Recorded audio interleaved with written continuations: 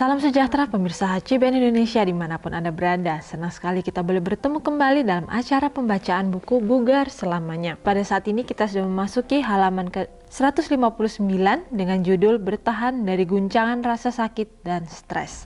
Dan saya undang pemirsa di rumah untuk kita boleh sama-sama membuka Alkitab kita di dalam Yesaya 66 ayat 13. Seperti seorang yang dihibur ibunya, demikian aku ini akan menghibur kamu. Dan kita masuk dalam inti pembacaannya. Beberapa tahun yang lalu, beberapa peneliti medis mempelajari efek dari guncangan kehidupan pada sistem saraf pusat. Mereka mengambil seekor domba dan menempatkannya pada kandang sendirian. Mereka kemudian memasang alat kejut listrik di sekitar kandang. Saat anak domba itu berjalan ke satu sisi kandang, peneliti menekan tombol dan domba itu terkejut. Segera domba itu bergerak-gerak dan berlari ke bagian lain dari kandangnya. Segera para peneliti mengejutkan domba itu lagi. Sekali lagi dia berlari. Selama penelitian berlanjut, para ilmuwan menemukan bahwa anak domba tidak akan pernah kembali ke tempat di mana dia terkejut sebelumnya. Setelah serangkaian guncangan, domba kecil itu hanya berdiri di tengah kandangnya. Gemetaran, dia tidak mempunyai tempat untuk berlari dan tidak ada tempat untuk bersembunyi. Kejutan ada di mana-mana, benar-benar kalah secara emosional, penuh dengan kecemasan dan stres. Sarafnya melemah. Para peneliti kemudian mengambil kembaran domba tersebut dan menaruhnya di dalam kandang. Kali ini mereka memasukkan induk anak domba itu ke dalam kandang bersamanya. Kemudian mereka mengagetkan dia. Sekali lagi anak domba itu berlari, tetapi ini dia berlari ke arah induknya dan meringkuk dekat dengannya. Tampak induknya meyakinkannya. Karena segera dia meninggalkan induknya lalu mulai makan lagi. Para peneliti menekan tombol itu lagi. Dan sekali lagi anak domba itu berlari ke induknya. Dengan meyakinkan dia, menghiburnya lagi. Para peneliti melihat perbedaan yang luar biasa pada kedua anak domba tersebut. Domba kedua tidak takut untuk kembali ke tempat di mana dia menerima kejutan. Yang sangat mengejutkan para peneliti, kejutan lanjutan tidak mengganggunya lagi. Dia tidak menunjukkan gejala-gejala gugup, stres, dan kecemasan yang ditunjukkan saudara kembarnya pada situasi yang sama. Apa yang membuat perbedaan yang luar biasa ini? Dia mendapat kepastian induknya ada untuk tempat dia berlari dan berlindung ketika dalam keadaan stres. Dia memiliki kepercayaan dan kekuatan kepada induknya di luar dirinya untuk mengatasi stres tersebut. Kita juga demikian.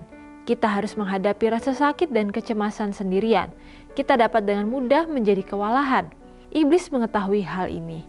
Itulah sebabnya dia bekerja dengan sangat keras untuk membuat seorang merasa terasing dari keluarga dan teman. Sama seperti anak domba yang mendapat ketenangan dengan kehadiran induknya, istirahat yang sejati bagi anak-anak Tuhan ditemukan dalam hubungan yang penuh kasih dan saling percaya dengan pencipta mereka. Meringkuk dengan aman dalam pelukan Yesus, kita mampu menahan guncangan apapun yang mungkin ditimbulkan oleh dunia ini kepada kita. Tuhan yang mulia, tuntunlah saya dengan selamat melewati ranjau kesakitan, kekhawatiran, dan tekanan.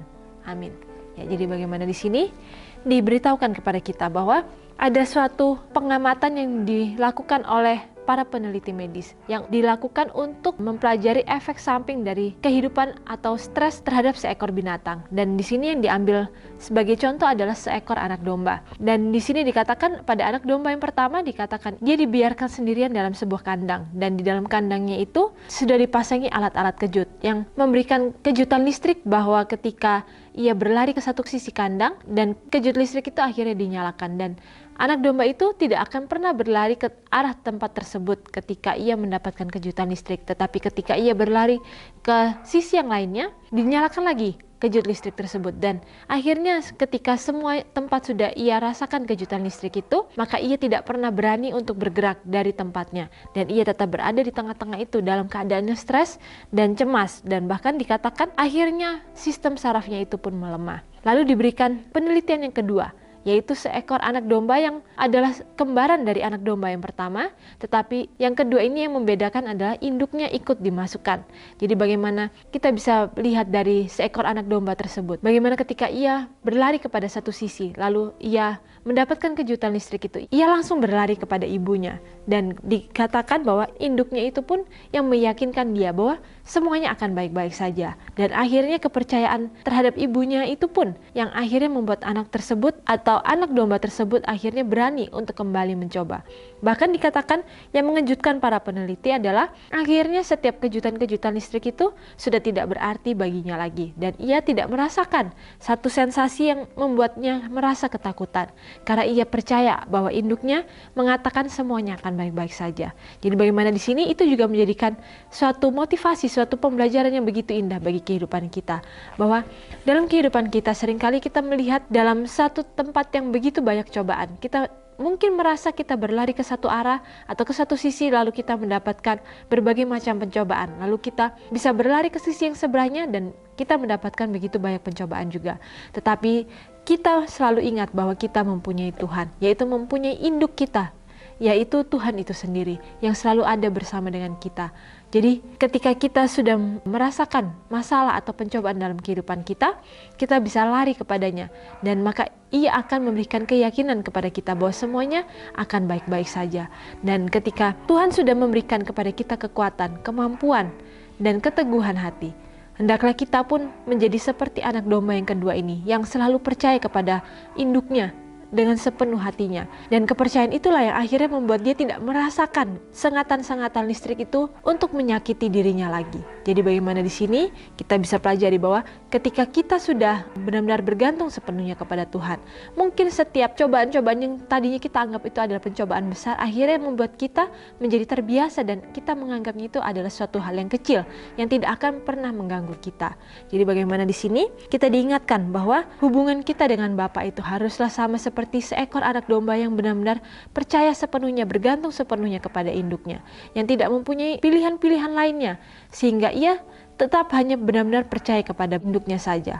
Jadi begitu pula dengan kehidupan kita, bahwa ketika kita benar-benar mempunyai kepastian dari Tuhan, hendaklah itu tidak menjadikan kita akhirnya mengandalkan diri kita, tetapi bagaimana setiap hal yang kita lakukan itu tidak menjadikan kita akhirnya stres lalu kita melemah sistem saraf kita, tetapi itu semua akhirnya membuat kita lebih kuat lagi, sehingga kita dapat menempuh setiap cobaan-cobaan itu dengan bantuan dari Bapa kita yang ada di surga. Dan di sini juga dikatakan bahwa kita harus menghadapi rasa sakit, kecemasan sendirian.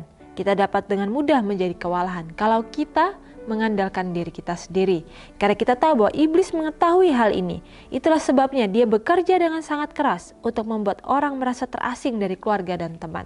Jadi bagaimana di sini juga dikatakan bahwa seringkali kita merasa bahwa diri kita itu sendiri. Kita tidak mempunyai siapapun yang bisa mengerti kehidupan kita atau setiap pemikiran kita. Dan justru hal tersebut yang dikatakan oleh firman Tuhan ini yang diberikan oleh setan untuk ada dalam bagian kehidupan kita. Sehingga dengan kecemasan yang kita alami, akhirnya kita merasa tidak mempunyai pengharapan lagi.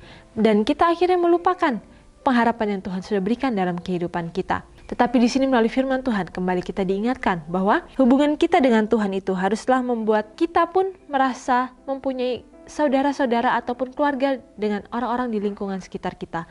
Mungkin bukan orang-orang yang secara langsung berhubungan dengan kita, tapi haruslah kita percaya bahwa Tuhan pasti akan memberikan seseorang untuk bisa menjadi teman ataupun menjadi penasihat bagi kehidupan kita. Mungkin bukan orang-orang yang langsung menasihati kehidupan kita, tapi dari setiap perilaku mereka, dari setiap apapun yang mereka lakukan, itu bisa menjadikan pembelajaran bagi kehidupan kita masing-masing. Dan di sini juga dikatakan bahwa seperti anak domba yang mendapatkan ketenangan dengan kehadiran induknya, istirahat yang sejati bagi anak-anak Tuhan ditemukan dalam hubungan yang penuh kasih dan saling percaya kepada pencipta mereka. Meringkuk dengan aman dalam pelukan Yesus, kita mampu menahan guncangan apapun yang mungkin ditimbulkan oleh dunia ini kepada kita. Jadi bagaimana di sini dikatakan bahwa tidak ada tempat yang lebih aman ketika kita berada di luar sana, tetapi tempat yang teraman itu hanyalah ada dalam pelukan Yesus itu sendiri. Jadi bagaimana di sini kita bisa melihat bahwa begitu besar kasih Tuhan kepada kehidupan kita masing-masing. Tuhan tidak membiarkan kita untuk berjalan sendirian. Ia selalu ada beserta dengan kita. Tetapi seringkali kita tidak merasakan keberadaan Tuhan itu, bahwa Tuhan itu sudah selalu ada untuk kita dan kita mau untuk mempunyai hubungan yang erat dengan Dia. Kita akan merasakan bahwa meskipun mata kita tidak melihat kehadirannya secara langsung, tetapi kita bisa merasakan melalui hati dan iman kita bahwa Ia selalu ada beserta dengan kita. Dan di sini juga dikatakan bahwa Tuhan yang mulia, tuntunlah saya dengan selamat melewati ranjau kesakitan, kekhawatiran, dan tekanan. Amin. Dan biarlah melalui pembacaan firman Tuhan yang begitu singkat ini, kita boleh diyakinkan bahwa Tuhan akan menuntun kita dengan selamat melewati segala kekacauan, segala kekecewaan dalam kehidupan kita, bahkan segala rasa keputusasaan itu, untuk kita boleh lalui dengan damai dan akhirnya bisa membawa kita ke dalam kehidupan yang benar-benar bersekutu dengan Tuhan dan akhirnya mempunyai suatu hubungan yang erat yang akhirnya akan menghasilkan suatu kedamaian yang sejati dalam kehidupan kita. Dan biarlah kedamaian itu bukan kita inginkan untuk berasal dari dorongan-dorongan dari luar saja, tetapi itu berasal dari dalam hati kita masing-masing, yaitu dengan kita mempunyai hubungan yang erat dengan Bapa kita yang ada di surga. Dan sampai di sini acara pembacaan kita pada saat ini, dan biarlah melalui acara pembacaan yang begitu singkat ini boleh menjadikan suatu pembelajaran, suatu kekuatan, dan suatu pengingat bagi kehidupan kita masing-masing, bahwa ketika kita mau datang kepada Tuhan, sama seperti anak domba yang kecil itu yang mau datang kepada induknya, maka Tuhan pun akan memberikan perlindungannya bagi kita masing-masing. Dan sampai di sini acara pembacaan kita pada saat ini, dan sampai bertemu kembali dalam acara pembacaan yang selanjutnya, dan salam sejahtera, Tuhan memberkati.